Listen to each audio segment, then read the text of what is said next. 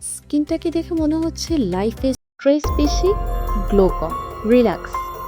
Chemical peeling আছে না? Chemical peeling স্কিনের ডালনেস কমাতে হেল্প করে, আনইভেন স্কিনটাকে দূরে রাখে এবং স্কিনের গ্লো বাড়াতে সাহায্য করে। না, স্কিন লিটারালি পিল অফ হয়ে পড়ে যাবে না। এটা ইনস্টাগ্রামের কোনো ড্রামা নয়, ইটস রিয়েলিটি।